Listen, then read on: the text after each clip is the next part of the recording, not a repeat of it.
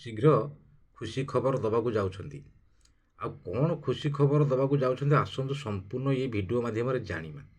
आ जानिमा पाई वीडियोटी आपण माने लास्ट पर्यंत देखंतु संपूर्ण जानि परिबे राज्य सरकार कौन घोषणा करिसेंती आ खुशी खबर दबा पाइका आम प्रिय मुख्यमंत्री श्रीयुक्त मोहन चरण माझी देखंतु सुभद्रा योजना पर ओडिशा रे नुआ योजना बड़ घोषणा करिसेंती सरकार राज्य सरकार एबे बाहाघर पाई टंका देबे ओडिशा सरकार बहुत बड़ खुशी खबर देइचंती आम प्रिय मुख्यमंत्री श्रीयुक्त मोहन चरण माझी। चलतु संपूर्ण वीडियोटी देखिबा पेपर रे कौन देइचंती आउ जानला परे आपण माने खुशी होई जिवे। देखंतु मुख्यमंत्री कन्या विवाह योजना पाई गाइडलाइन जारी करिसेंती। आ वीडियोटी पूरा लास्ट पर्यंत देखंतु संपूर्ण देखिला पर जानिबे। आ वीडियोटी भल लागले गोटे लाइक कर दे सब्सक्राइब कर देबे। सरकार एने सबू जिलापाल को महिला और शिशु विकास विभाग को चिट्ठी जारी करा जायछि। झीर बयस 18 रु 35 वर्ष पुअर बयस 21 रु 35 वर्ष होइतिले मिलिबो सहायता राशि।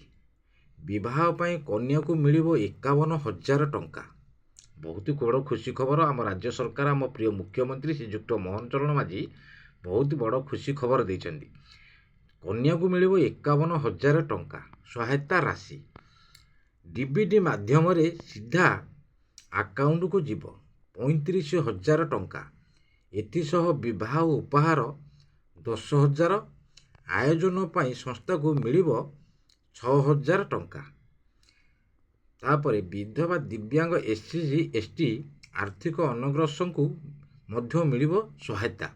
जाओ आम राज्य सरकार आम प्रिय मुख्यमंत्री श्रीयुक्त मोहन चरण माझी बहुत बड़ खुशी खबर देइछंती। कन्या विवाह पाई 51,000 टंका देबे बोली बहुत बड़ घोषणा करिसेंती।